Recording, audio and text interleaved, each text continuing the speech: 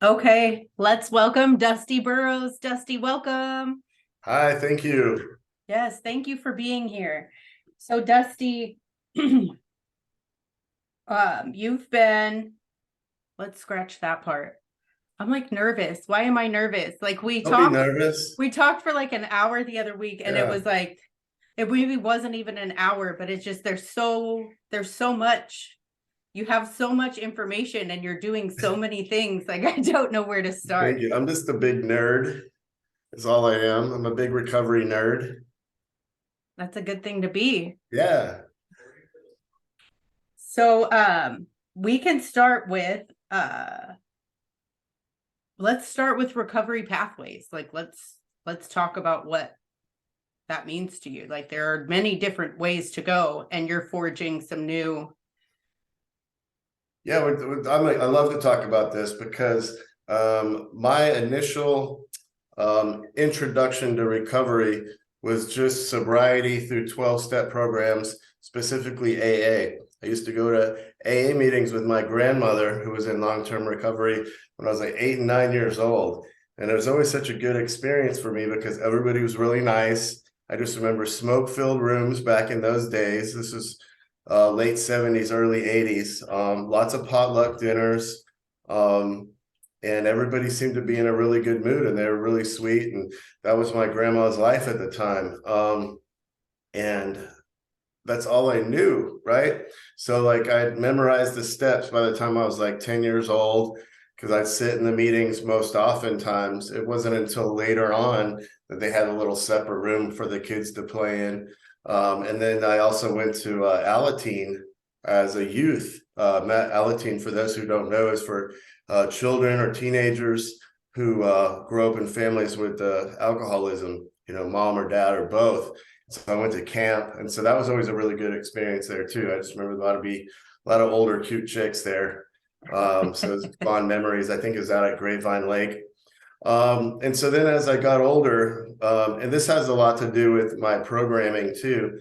That's all I knew. And my father, you'll notice I don't usually use the term alcoholic or addict, but for the sake of this conversation, I will. My dad was an alcoholic.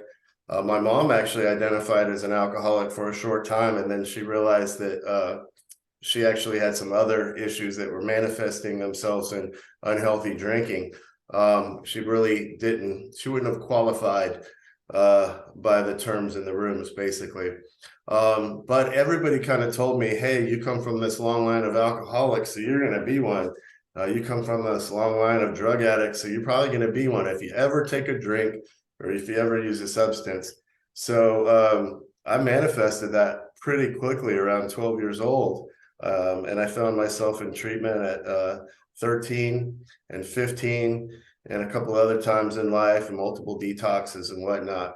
But when I entered recovery, because of it becoming a life or death situation for me, at 39, all I knew was 12-step recovery. And so I found a group out on Padre Island that you might be familiar with called Sunset 7. Sunset 7 was walking distance, which was good because I didn't really need to be driving too much back then. I wasn't even abstinent from alcohol and drugs when I entered recovery, which is another topic that I like to discuss, that recovery can start before abstinence. So I would leave my bar tab open down at Burger Co. and go to a meeting at Sunset 7 and then go back and keep drinking. I knew I wanted to make some changes, but I wasn't ready for abstinence yet. Eventually I would be. So it wasn't until I got into college after entering recovery, I went back to school to become a counselor because I really like talking about feelings and my treatment center experiences. Um, and I started learning that there was more than one way to get recovery. There was more than one way to maintain sobriety. There was some different things I hadn't been exposed to, which are multiple pathways. So I started learning about smart recovery. I started learning about celebrate recovery. I started learning about refuge recovery or recovery dharma. I started learning that recovery pathways didn't always require meetings, that you could find a pathway to your recovery with health and fitness and nutrition and spirituality and meditation and mindfulness. And here was a little nugget: the more pathways that you engage in, the better your chances of long-term recovery. And this was, again, based on research, not just somebody's opinion or not just one book. And I really like that idea. And as you might imagine, having only one perspective on recovery for so many years, I was a little reluctant to accept other pathways. But eventually, being willing to take a look at it, and not have contempt before investigation, I started to not only buy into the multiple pathways perspective, but I actually began to engage in it. And then along comes harm reduction, and that blew my mind. Oh my God, you're going to give people drugs in order to get off drugs, right? I was a little skeptical of that as well. But then, being the guy that I am, always being willing to learn, especially about things that I don't necessarily agree with, I dove right into the idea of exploring that. And I think we talked about this the other day. Either one of two things is going to happen. Either you're going to learn about some pathway or some theory, or some methodology, and you're going to go, nope, don't like it, it's not going to work. And so it makes you more steadfast in your belief. Or you can go, well, you know what? I have a lot to learn. 99% of the time, I came to the conclusion that I have a lot more to learn, and I really don't know shit. So continue to learn and continue to broaden my perspective on recovery, what sobriety even means, and these different pathways to recovery. So I take every opportunity that I can get to kind of share my story and evolution on my perception change, because it's been slow and gradual. I continue to be pessimistic at times, and I definitely am skeptical. So my evolution has taken years. A lot of my friends have only known me a year or two. I was at a recovery Dharma retreat over the weekend. And when I told them I used to be very closed-minded, I didn't believe in harm reduction or medication-assisted recovery, they were like, really? I've always thought you always were like this. I was like, no, I wasn't. I did think it was dangerous and reckless, but through that same investigation that I mentioned, and by actively managing an OBOT program, becoming an advocate in harm reduction, and helping people seek recovery through what some might say is alternative methods, I realize that these work and they're saving people's lives, because they can never reach the point of abstinence if they're dead. And the fact of the matter is, there's a lot of people that don't want to be abstinent, and they need and deserve help as well. So when you have meetings that are out there for people that are still actively using, I love that, because as I mentioned before, my recovery began before I became abstinent. And it continues long after. I don't practice specifically an abstinent-based recovery, but more of a harm reduction approach. Yeah, it's really interesting to have a lifelong 12-step education. Like, you started as a kid, and you, like you said, it was a self-fulfilling prophecy. Mm-hmm. Like, you almost it was ingrained in you that you were going to do this. So by all natural causes, of course you did. Mm-hmm. The idea, like, I recently just heard about harm reduction, and in my mind, it's terrifying. Like, the idea of like anything but abstinence was terrifying. And then the more that I investigate, and the more, my sponsor has called me the most willing person she's ever worked with, but I'm willing to see more than just what I know. And I'm like, this makes sense. Mm-hmm. Like, this makes sense, because there are people falling through the cracks. Like, we're losing people left and right because one thing doesn't work for them. And we're like, well, maybe someday he'll be willing. Yeah, but more than likely he might be dead. Yeah.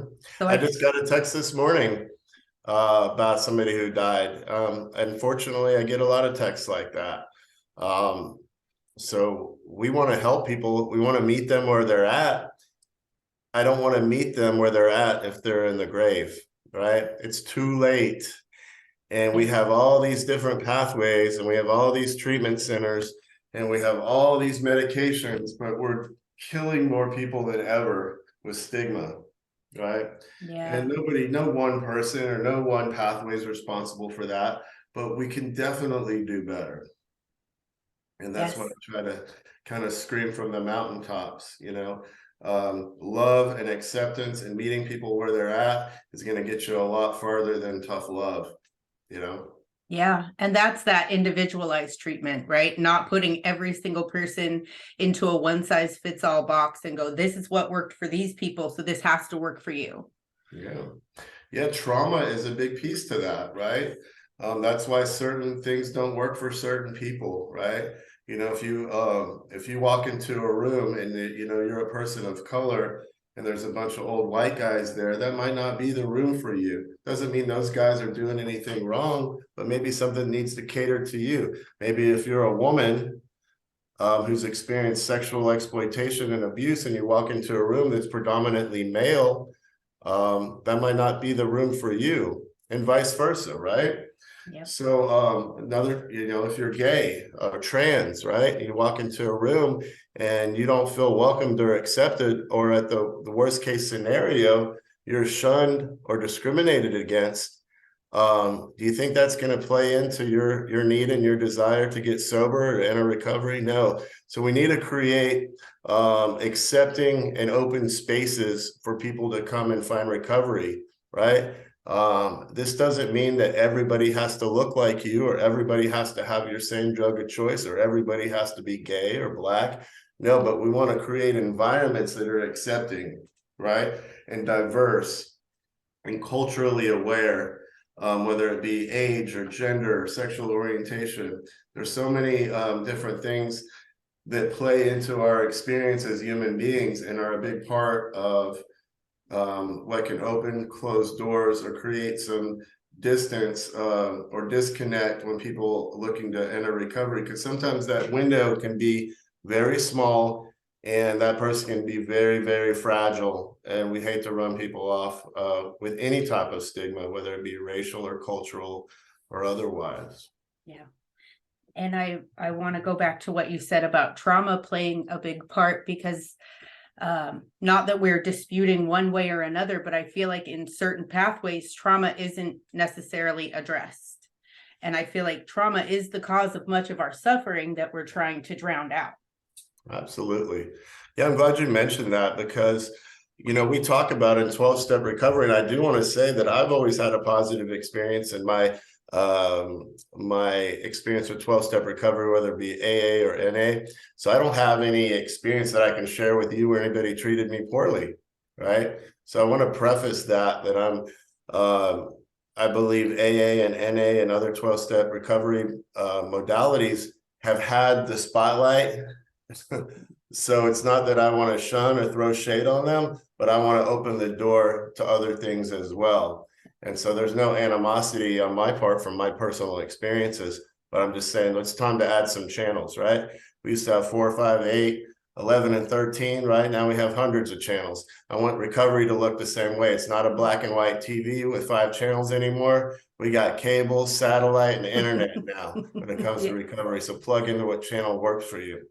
So back to the trauma piece.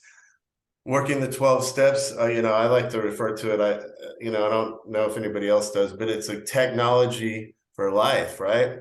So whether you are in recovery from alcohol or drug addiction, those or neither, right? Maybe you are married to somebody or have somebody in your family that had a substance use disorder, or maybe you just picked up that book out of curiosity and want to work those steps. They're going to benefit you in some way. So it's a kind of a technology for living. And I like that, because although we don't think about that as technology in 2023, in 1939, it damn sure was.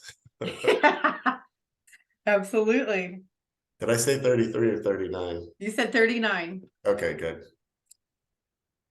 So yeah, so in that piece, when we're working through those steps, we're doing our 4th and 5th step, right? Mm-hmm. Our sponsor, no matter how wonderful they are, might not be equipped to help us work through complex trauma and post-traumatic stress disorder, right? They're there to help you work through those steps and support you in that process. But there's some things that some of us have experienced that not everybody is equipped to help us through, right? One of my first sponsors, he didn't live the kind of life I did, and he pawned me off real quick because he wasn't equipped to help me work through some of the things I needed to work through. It wasn't his fault. He probably could have done a better job if he would have believed in himself, but he wasn't up for the task. Yeah. I'm kind of a lot anyways. But man, it's those types of things, right? You know, working with sex abuse and rape and molestation and PTSD from military and all the other things that we've experienced as people in recovery from addiction, because that shame and trauma might have played a big part in us developing the addiction. And then once we get into our addiction, we're re-traumatized through exploitation and our own really unhealthy choices. So it just adds fuel to that fire and more shame on top of a mountain of shame that we probably already possess. So Yeah, and finding shame the just right people to help navigate us through that. You know, one of those pathways being finding a mental health professional, right? Is a big piece to that. So if you can incorporate a spiritual program or you know, a mental health program, a nutrition program, you know, where we hit all the different domains of our existence, right? We look at it from a holistic approach. I think I see the most benefit for that. So are these things being, like, are the multiple pathways being brought to people? Like, how are they being reached? Like, how are people that are new, like, suffering and at that point of life or death? That's a great question. It's not happening enough because when people walk into my office where I work here in local mental health authority, and it's state funded, people are coming in from probation, parole, CPS, living in the streets, and they come here and they don't know anything about multiple pathways. All they know is, you know, my probation officer told me I had to make meetings, or CPS told me I had to make meetings, AA or NA. And that's usually all they know about. So if they come in and they're identify as Christian people and they pray and they want to go to church, I, you know, introduce them to Celebrate Recovery. And they're like, wow, I didn't know that existed. So I can, you know, feed my Christ-based spirituality with my addiction program. People that are a little more laid back into the meditation scene, I let them know about my preferred pathway, which is recovery dharma or refuge recovery, to where we don't identify as alcoholic or addict. We still go to meetings. There's a big meditation piece, and it's a program of renunciation and empowerment.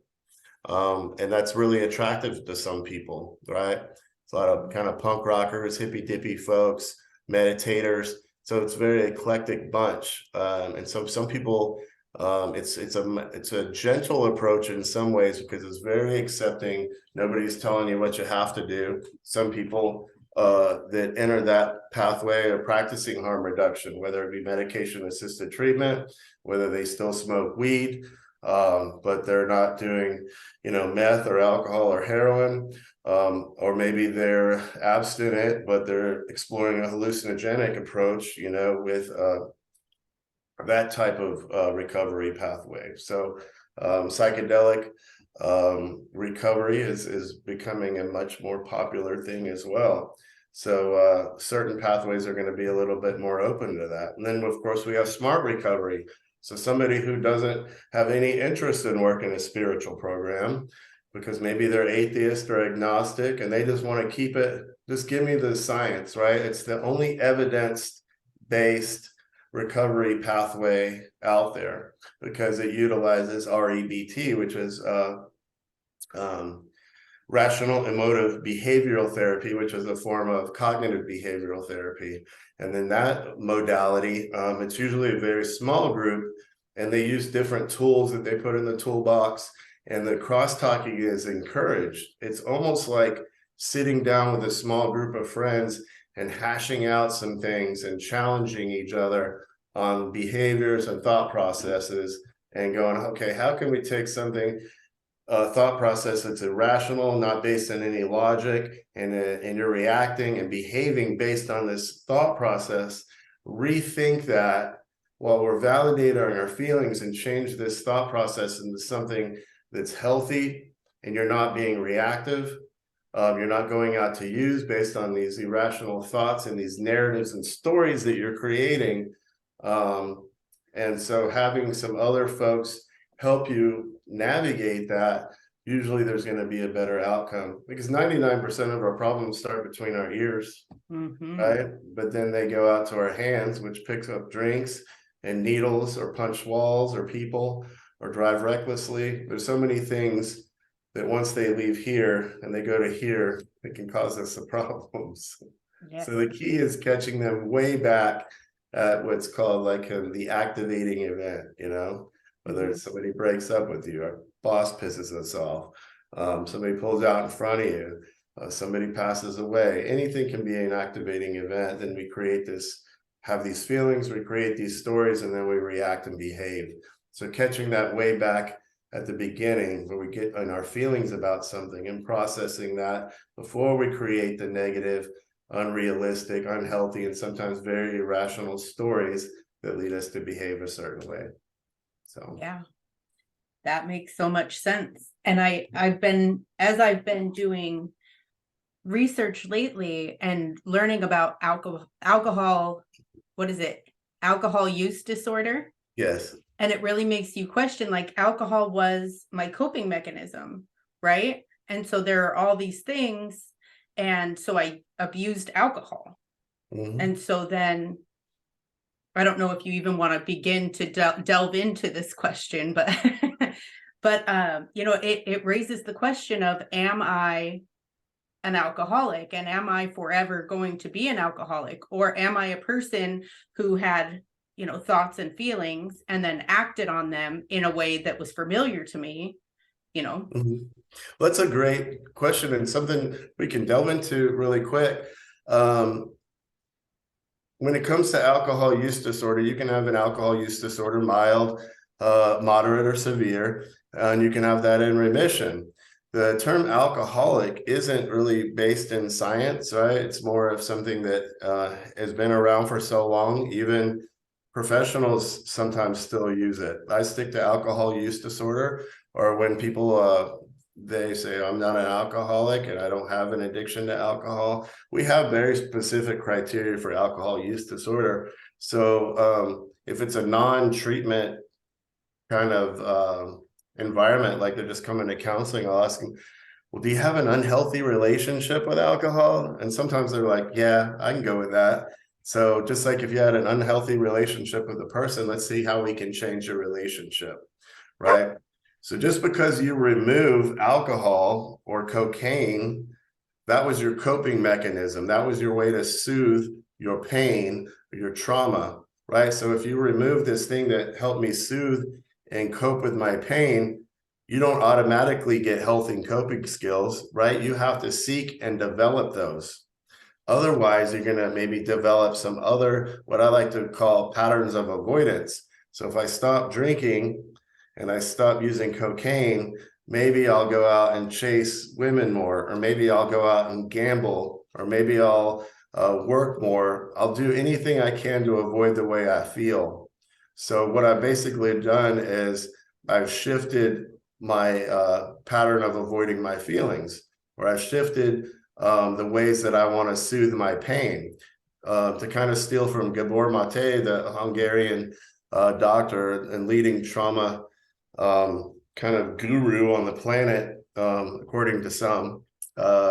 You know, babies learn to soothe, and we get older, we learn to soothe using drugs and alcohol. If we stop using drugs and alcohol, we find other ways to soothe our pain.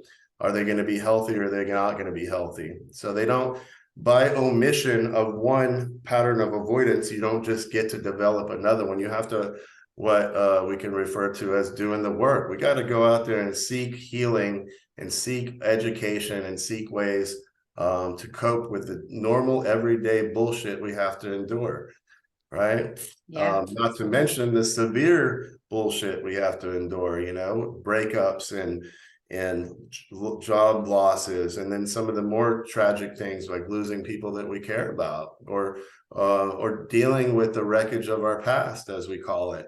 Sometimes that's a really tough thing to look at. Talk about shame inducing, right? You start to look back at all the pain you've caused, not only to other people that you care about, but to yourself. Just taking a look at that is enough to make you run for the hills and go back to the bottle, right? That's why so many people dip out at step 3, don't you think? Mm-hmm. Like, oh, I got to write this shit down now. I can do the first 3 steps from a bar stool or from a couch, but now I got to put pen to paper and really get down to business. And that's a very painful thing to look at. Not only what we've done, but how people have wronged us too. That's a really difficult thing to look at, going back into the trauma piece again. So there are people, I am one of those people, and I'm really careful with this because I don't want to influence anybody in a way that they go, oh, well, I don't have a substance use disorder anymore. I can go out and drink casually. Some people cannot, and they never will be able to. There's people in my life, if they picked up a drink or a drug, within about 72 hours, they were wrecking cars, getting in fights, going to jail, ending up in detox or mental hospital, or all of the above in 72 hours. Those are the type of folks that might never, ever be able to moderate. All right. Now, there are people that have had long periods of abstinence and done a lot of work on themselves and have been able to drink moderately or socially. There's a book out there called The Abstinence Myth by Dr. Jaffe. He shares his own personal story about his addiction and finding pathways to recovery, and learning that some of the recovery myths that he was subjected to just weren't true for him. And it's a really powerful way to look at things. There's a lot of programming that goes on in recovery, and so I won't demonize any one particular pathway to doing that, because this happens from doctors, this happens from counselors, this happens from other people in recovery.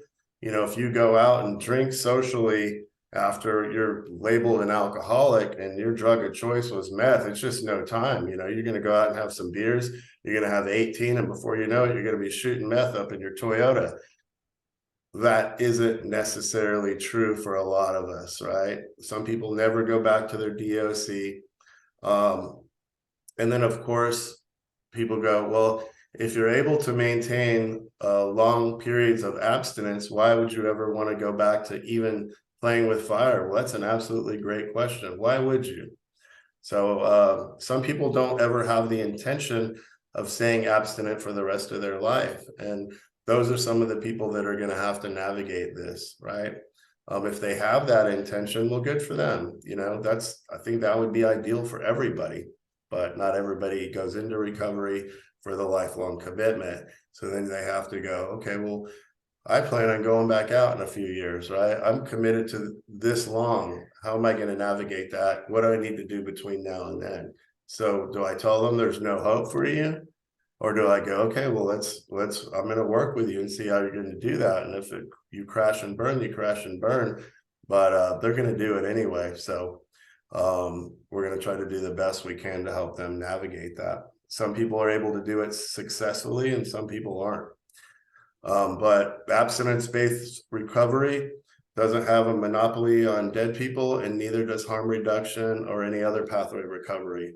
No matter what pathway to recovery there is, there are graves from people that have tried that pathway. So there's no perfect pathway. Otherwise, I think we would all choose that, wouldn't we? Yeah, absolutely. I don't know if they answered your question or not. It's a No, but really it was great. It was thing. It just goes to the harm reduction piece. There's people out there that are living on the streets, and all they have to cope with life is drugs or alcohol. And if the prospect of ever taking that away from them is just not going to happen for some. So do we want to still help them? Do we want to still give them services and support them and reduce that harm through drug testing and HIV, STI testing, safe injection sites, safe supply, just to name a few things, right? Because not only does it help reduce the harm that they're inflicting on themselves, but because of these choices that they're making, this can have a widespread effect on our community when it comes to HIV, Hep C, all sorts of different things, right? Because just because you're not a drug user doesn't mean you won't encounter a drug user, and it doesn't always mean you're going to know. I've worked with countless people, men and women, who find out later that they were sleeping with somebody that had a opioid use disorder, methamphetamine use disorder, that was using needles, and they come up with Hep C or HIV, or other nasty things you don't want to end up with. So just because you're not a drug user, this still should concern you, right? To keep drug users safe, because they're people too, Yeah. Yeah, that makes sense. So another thing, like in addition to the harm reduction, like that's something, like I said, that I've just recently been just reading about. There's tons of articles out there. I know you've provided access to tons of articles, and then people that I've met. Once my mind opened up to the concept, it was like all these different people just started showing up in my world. And I think that that's, absolutely manifested also. It was like, once I was ready to see it, there it was. So I'm thankful for that. But so you also talk about the psychedelic assisted recovery and the stigma around that. Well, that's one of the things that I really enjoy doing. I recently started doing psychedelic integration work with people, specifically who are using ketamine for alcohol use disorder and other addiction use disorders, as well as post-traumatic stress disorder and treatment-resistant depression and some anxiety stuff. So there's a lot of stuff out there that ketamine is helpful for. I work with a company called NeuroGlow out of McKinney and Flower Mound, and that's intravenous ketamine. They do it intravenous or intramuscular, and you go into a room. It's 45-minute sessions. You're monitored your heart rate, your blood pressure by a nurse practitioner, and it's a really safe and private environment. I've gone through the 6 sessions myself. The life changer for me. I went to get some healing from post-traumatic stress disorder, minimize and reduce my hypervigilance, and a lot of other really kind of unhealthy things that I was experiencing mentally. And it was a game changer for me. I did that back in November. I had already been kind of exploring the knowledge and the research on these things. So ketamine's FDA approved. A lot of stigma. People are like, well, that's a horse tranquilizer. That's a club drug. It actually is used in veterinary medicine, as well as for humans for anesthesia purposes. If you've had surgery, it's a good chance that ketamine was involved. I had actually abused ketamine as a youth back in my rave days. But when you're utilizing a medicine under the care of a doctor, nurse practitioner in a controlled environment for therapeutic or spiritual uses, it is different. So intent when using certain medicines, especially plant medicines, ketamine's not a plant medicine, but we'll get into the plant medicine piece. It's different than what you call drug abuse, which I don't use much, or drug misuse was my preferred term. And it's not just the opinion of Dusty, it's based on research, right? There's over 300 universities all across the globe doing research on LSD, MDMA, psilocybin, peyote, all of these different things. We just got decriminalized for psychedelics in Colorado, Oregon, parts of Michigan, parts of, I think, Hawaii just passed something, and then the entire country of Australia. So the game is going to change for mental health and addiction recovery. Just the research based on alcohol use disorder and the use of ketamine infusions is amazing, where people who are having difficulty maintaining any abstinence are able to incur long periods of abstinence after treatments from ketamine. And then you talk about people that can afford to go try ayahuasca and things like that, where they never touch a drug again. So don't take my word for it. Read the research. There's a lot of wonderful things on LinkedIn. We have this World Wide Web. I don't know if you guys have heard of it, but there's a lot of great information out there on it. And just keep an open mind. And as I mentioned before, you're either going to go, oh, no, not feeling it. It's very fear-inducing, even for the open-minded person, because they're like, what if I lose it? You know, but psychedelic recovery is not for everybody. There are people that are higher at risk. If you've had experiences with psychosis, you have certain medical issues, schizophrenia runs in your family, you might want to stay away from it. You know, same thing with high potency THC. A lot of people use plant medicines like THC to get off the harder drugs, and it's able to help them with that. But plant medicines and psychedelics don't come without risks, right? But antidepressants, anti-anxiety medicines, antipsychotics, mood stabilizers, do you think those come without risks too, right? So you have to make an informed decision on what works for you, what works for people you're working with, what works for people that you're advocating for. You know, there's somebody like my mom, you know, I think she'd be great with psychedelic stuff because she's an old hippie, right?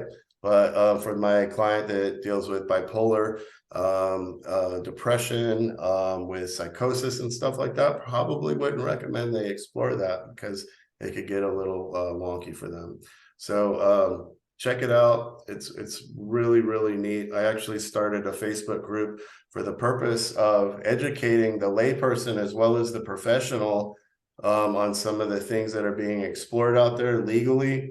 In the legislator, there's actually a bipartisan group working to make ketamine and other psychedelics available for veterans through the VA, right? You have people like Marcus Capone, who's working with the Republican side of things. And he's CEO and founder of TerraMind. And there's a great documentary about his journey with psychedelics. Aaron Rodgers, everybody knows Aaron Rodgers, his exploration of ayahuasca. So there's a lot of people out there, you know, Prince Harry, a lot of people out there willing to share their stories and how it's changed their lives, whether from trauma or whether from certain types of addiction disorders. So I'm really excited about it. I think it's going to change the face of the way we treat humans and their addictions over the next few years. You know, MDMA should be finalized, hopefully, and approved in the next year or so. MAPS, the multidisciplinary association for psychedelic God, I'm drawing a blank. Let's go MAPS, okay? Founded by Rick Doblin. They've been in charge of the research and the development for getting MDMA pushed through. They've jumped through all the hoops. It's taken many years. And just think of the types of assistance they're going to be able to provide for couples, for PTSD, for addiction. And that's right on the other side of things. So just think when that hits, trying to explain to people that you're treating folks with MDMA, you know, ecstasy, really, you know, wasn't that the club drug? Absolutely was. So just like any other drug, you know, fentanyl was developed decades and decades ago, and it changed the face of surgery. But just like with anything else, it can be bastardized and exploited and made made by bad people to do bad things. So just be safe and be informed and kind of keep your eyes open for how that's going to change the face of recovery and addiction treatment. Yeah. I will tell you, when I initially was discharged from detox, went to detox in Vegas back in 2019, and I was given so many prescriptions. Like, I didn't take any pills. I just like drank a ton of vodka and did a bunch of blow like every single day. And they gave me like Xanax, and they gave me Seroquel. They gave me like these things for bipolar, which I do not have as far as I know. But I just thought it was so interesting that, they'll give you all of these pharmaceuticals, and now that, this plant medicine is emerging, people have this preconceived notion that contempt prior to investigation. But I feel like it's going to be really useful. And I know the healing abilities. And like you said, I feel like the intent is the important part. Because if you're just going to, take a trip and get blasted, that's one thing. But if you're going with the intention of healing and nurturing, and I feel like it is the big difference maker. Yeah, I've gotten some really great feedback from people exploring psilocybin specifically because it's pretty easy to get, and then people accessing the ketamine treatment here locally that I get to work with, and the proof is in the pudding. When you're hearing the feedback and it's changing people's lives, it's hard to doubt that. You're seeing it with your own eyes, and having experienced this myself through my own explorations, I know what it's done for my life. Yeah. So I've got to ask, like, what is the one thing? I mean, there are many things, but what is the one thing that you want people who are struggling with substances to know? That there's a lot of ways to get healthy and to recover from your addiction. Your addiction is just one piece of many things that are hurting you. So if you can take a break and be abstinent for a while, I highly recommend that. If you don't want to commit the rest of your life, that's on you. If you do, fantastic. I think it's important to stay present and take your recovery one day at a time, as they say, but you have a lot to do with each day in recovery, right? It's your responsibility to heal. It's your responsibility to seek out this new life. It's your responsibility to find community. That is the one thing that I think is a must for recovery, is we do not recover alone. Find your people, find your tribe, and find your community. They're out there. It doesn't matter how weird you think you are or how extra you think you are, because you might be, and that's cool. Fly your flag. But there's other people out there like you. And even if they're not like you, maybe they like you, maybe you can bring something special to their life. So I was talking about this on Sunday after I left the retreat. We have a very diverse group of people, and we're all very different. You have something uniquely special about you that you have to offer the community that you find. So it's not just about me and this is what I need and how can people help me and love me back to health, right? You get the opportunity to be that person for somebody else. And you know how much confidence that builds? You know how much value that gives you? Because when we enter recovery, oftentimes we're beaten down. We feel like we're worthless, right? We feel like we have no value or nothing to offer to ourselves, to our family, to anybody else on this planet. And all of a sudden you realize that, oh, wait, I do have something special to offer. I am specifically engineered to be me, and nobody's like me. And to be able to offer what's just you to other people and support is amazing, right? Yeah. Get you up every day, and it can make you really feel like life is worth living. And we need to tap into that. So community, number one, having some time of abstinence, whether you're choosing that forever or not, it's important. You can't really do the work that needs to be done if you're still, blitzed every day, right? Take some time off from using. Take some time alone to be with your conscious and rational and sober thoughts, right? Spend some time with you, because you have to get to know you, figure yourself out again, heal yourself, forgive yourself, and love yourself. Then you're going to be able to do that for other people, right? Sometimes we put ourselves on the back burner because they say, well, you've been selfish your whole life. You've been selfish all through your addiction. That might be true. It very well is true. But there's a level of selfishness, not in the traditional sense, that we really have to focus on us, right? And if you can start to be kind to yourself and love yourself, you're going to start to heal. Stop talking to yourself like you're a scumbag. Like, if think about that, all the thoughts that you tell yourself in a day, if somebody else talked to you like that, you wouldn't be friends with them. But here you look in the mirror and you talk to yourself all day like this. Catch yourself, stop doing that. And that's something that's going to be important to work with a therapist or a mentor on, to really catch yourself doing that. Because we can keep ourselves sick even if we're surrounded by healthy people. Because again, in between our ears scenario, right? Practicing these multiple pathways, choosing what works for you, right? And then some really basic stuff that I keep seeing this over and over again. I have so many people that I love that are in long-term recovery, and they've been abstinent for 5 years, 10 years. They don't take care of their health, right? You've literally saved your life, but now you're not taking care of your nutrition, right?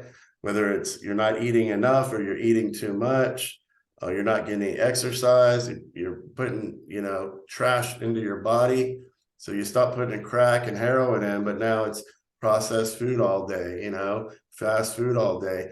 Start treating this body of yours like it has some worth, right? Because you want to stick around as long as you can to enjoy this new life that you've created, right? But it goes back to patterns of avoidance. So if I stop using alcohol and cocaine every day, but I now eat McDonald's, Taco Bell, and Jack in the Box every day, right? That is soothing. That's another addiction, right? So food addiction, process addictions, they will sneak up on you when you become abstinent from chemicals, right? And it's dangerous because with food addiction and sex addiction and things like that, like we have to eat. If we're in a relationship, sex is generally going to be a part of that, hopefully a good and healthy part. So if we start mismanaging some of the things that we have to do from day to day, they can become as unhealthy as our drugs and alcohol and potentially kill us. So treat your body right, go to the doctor, and see if there's anything wrong with you from your long-term addiction. That was one of the first things I did when I entered recovery. I went to the doctor, had my blood test checked. I started taking care of my body again, and then eventually got into exercise and fitness, which was a game changer for my recovery. So that's another piece there. Yeah, getting enough sleep, drinking enough water. These are basic necessities of life. Yes. But we just go, everything's going to be cool because I'm not banging heroin anymore. No, it's not true. You have to heal your body from the mess that you put it through. Yeah, I think that's a big piece that's missed. Yeah, that was my big delusion was like, I just drink too much.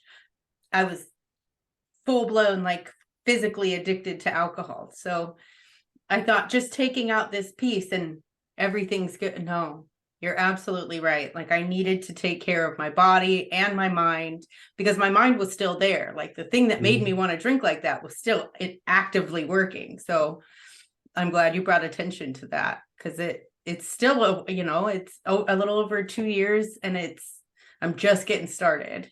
I'm just figuring things out. I'm still just figuring things out. It seems like there's always something new to learn. It's a good time to be in recovery right now. It's becoming even trendy. That could be a good thing. It could be a weird thing. I don't know. But sobriety, whether it be people who are sober curious, right? That's great, right? They're just going, oh, I want to see what I feel like if I don't use. I want to see what I feel like if I don't drink. And some of them are sticking with it. Some people are taking, like, what are they, dry January type stuff where they go, okay, I'm gonna stop binge drinking for a while because I know it's a good idea. Some people are going sober who never had a substance use disorder because they want to get healthy and think clearly. Because let me tell you this, whatever you're good at, you're going to be better at if you're not using, whether it's in business, whether you're developing a business, whether you have a career, whether it's fitness, whatever it is, there's something about not putting poison in your body and in your mind that makes you a whole lot better at what natural gifts you already have. And if you don't know what your natural gifts are, like myself, it'll start to become clear to you as your head clears. I didn't know what I wanted to do when I grew up at 40 years old. I had no idea. I'm like, oh, counseling sounds fun. I'll do that.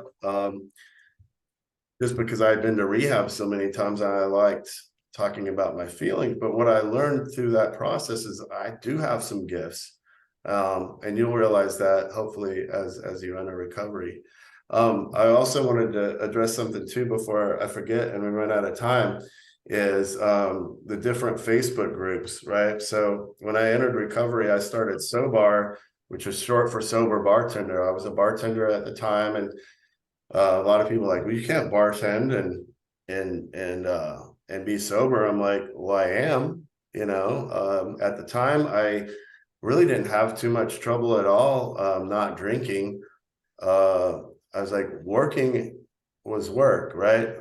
Before I was drinking before work, during work, and after work. And I didn't have any problems with it. So it doesn't matter what your occupation is. You can still be in recovery and you can still maintain sobriety if that's what a priority is for you. Is it going to be probably more challenging? Absolutely. But I know chefs, I know, front of the house, back of the house. I know dancers who work in the where they have to take their clothes off and dance, who are sober and in recovery, but they have to bring home the bacon, so to speak. So whatever you have to do to pay your bills, as long as you have your recovery as your priority, anything's possible. Now, in recovery Dharma, we have one of the tenets of the Eightfold Path is called wise occupation. So I do suggest that take a look at your occupation. Are you causing harm to yourself or causing harm to other people in your occupation? And if so, maybe take a look at transitioning out of that one day. It doesn't mean you have to quit your job tomorrow, doesn't mean you're a horrible human being, but it means if you might be causing suffering to yourself or another human being through your occupation, take a look at that. How can you navigate that differently? So, but for me, bartending and being in recovery and starting Sobar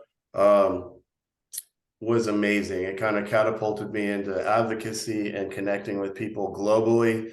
So that's why I really want to applaud you for starting the Sober Bartender podcast, because there's literally tens of thousands of us out there who are seeking recovery or are in long-term recovery, who are new to recovery, or who are just willing to advocate for those of us on this path. So I have a lot of friends that are still active users, but they are really excited to support me and my friends in any way that I ask them to.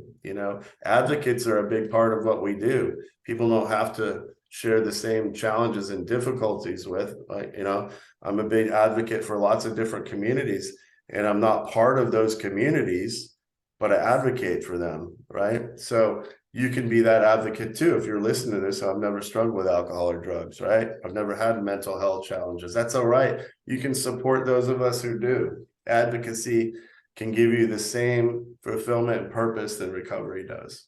Yes. I think it's so, I had never heard of a sober bartender community until I got to Texas. And I was like, where has this been all my life? Because I didn't know of any, industry people. I didn't know that anyone in the industry could not drink. And I also knew that there was maybe 2 or 3 people and they were super lame. Like in my alcohol, in my drunken mind, I was like, don't want that. But, getting to know people now that are like super rad and they're like me and I want to be around them and I want to be like them and they like me and they think I'm the coolest. And I'm like, this is an amazing thing. And the community is so important, like not isolating and seeing that there's more to life than just what's immediately in front of you and that it's totally possible. Mm-hmm. So I'm glad. On that note too, we're talking about that particular community, but whatever you're into, I know like when it started a women's group down on the island, right? Mm-hmm. And of course the Sober Bartender thing, but I've also seen other demographics that start their own recovery pathway, right? So if you're African American, if you're gay, if you're into like Dungeons and Dragons, Star Wars, it doesn't matter. Start a recovery community based on like-minded people that are into the same stuff you are. So you can walk into a room or you can get on this internet space and be with your people, right? So I love that. And that's kind of what got me to start Sobar. I was looking for recovery Dharma in DFW, and I couldn't really find a group. I did find a group of like one person was there, then I showed up and 2 people were there. I'm like, well, I know a lot of people. So me and a couple of ladies started the Recovery Dharma Plano group. And man, it's nothing for 25, 35 people to show up to a meeting. And we're almost 2 years in. So if you can't find what you're looking for, you can start it yourself, right? You can start, all it takes is 2 or 3 people sitting around a table. You don't have a space, go to a park, go to a restaurant, wherever you want to. And I will tell you this, you reach out to the community, they are very supportive. People give you a space, say, I want to have a meeting. Oh, you can use our spot, so we've gotten a lot of support. You are specifically empowered to create the recovery space that you desire. Hey, love that. Love it. Love it. So more on Facebook groups. Do you want to go into other groups, or do you want to just stick with the Sober? No, sure. So Sober Basics is still out there on Facebook. It's short for Sober Bartender, and Basics is an acronym for Bartender and Service Industry Community Support. It's a multiple pathways group. So you can get a lot of support on there. You can share what you're struggling with. You can share milestones in recovery and sobriety. It's not specifically any one type of group, right? Mm-hmm. Also, we have Recovery Dharma Plano, Texas. That's a Facebook group. So if you like to learn more about Recovery Dharma, you can join that group, even if you don't live there. We have Recovery Dharma Dallas, which is another group specifically tied to our group. So we have Dallas and we have Plano. We're one group. So we call our Sangha One Song Sangha. Sangha is a group of wise friends on the path, right? Mm-hmm. So we don't have sponsors. We have wise friends and mentors. That can either be one person or a group of people. So those are 2 groups you can check out. Websites for those are recoverydharma.org. We were talking about Smart Recovery. You can go to smartrecovery.org as well if you're looking for that. Both of those websites actually have where you can find a meeting either in person, or it'll give you links to meetings all across the world. So no matter where you're at, 24 hours a day, you can find a meeting that you're interested in too. And so there's a lot of them. My buddy Dan started Knucklehead Recovery. So he is a knucklehead, and he wanted something that was more like geared towards like bikers and hot rod enthusiasts. And so he started that, it's like whatever you want. Of course, there's lots of 12-step Facebook groups. My experience with a lot of those have been that they're a bit shaming, right? They're not very supportive. And that's kind of why I started Sober. People are really mean to each other. So if 12-step recovery is your jam, start one that just doesn't let people be assholes on there. Yeah, absolutely. That was my big rule for Sober. Just don't come in that group and be a dick. Because we'll ban you and block you and delete you. And that's the thing, because when sometimes whatever you create, whether it's a group in person, whether it's a Facebook group, whatever, it might be people's first introduction to recovery. And you want that to be a positive and nurturing place and experience for them. Because if the first thing they do is log on to your group and they say people are shaming each other, making fun of each other, discounting each other, they're like, oh, this recovery thing might not be for me. So we all are representatives of recovery or our recovery pathway. And be mindful of that when you're posting, when you're being sarcastic, when you're throwing up memes that shame the community that you're a part of. Because you might think it's funny, but your friends might think it's funny, but somebody else who's still who's using Suboxone, or they're still using heroin or still using cocaine, and you're posting recovery memes that are shaming our community, that can be really detrimental. That can cause a big ripple effect. And one of the things I think we all share is kind of the mantra of do no harm. And it doesn't matter that you don't intend to do harm. Are you doing harm, right? And I know we don't have control over all of that, but just be mindful of it, because I see a lot of really kind individuals doing some really unkind things. And if you know better, do better. I love it.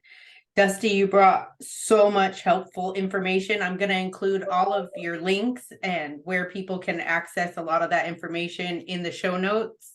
And thank you so much for coming and talking to us. I Well, feel it like was my it's, pleasure. Thanks for reaching out. And I'd love for you guys to come up here to DFW and visit. Hopefully I can make it down there to Padre Island soon. yeah. There's a recovery Dharma here in Corpus Christi. It's only been a month or two. But I've been seeking that out whenever I can. That's Sunday nights at 7 p.m. over on Santa Fe. It's the Chapel of Spiritual Light.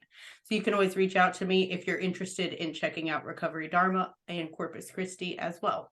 I'd love that. Can I do a quick shout out real quick? Yeah, please. So of course I want to shout out to Sessions Wellness Group. That's where I do private practice. You can get more information on that at sessionswellnessgroup.com. Also, if you're interested in ketamine therapy, you want more information about that, you can check that out at neuroglow.com.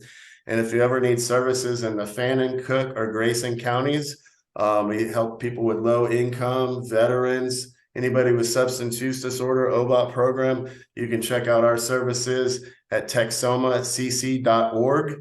And if you just want to reach out to me directly about any questions or referrals, if you need to get into treatment or detox, I'd be happy to help you free of charge. Just reach out to me at dustyburrows@gmail.com. Awesome. Thank you so much, Dusty. Thank you. Enjoy the rest of your day. Hell yeah. Oh, wait. Nope. Wait.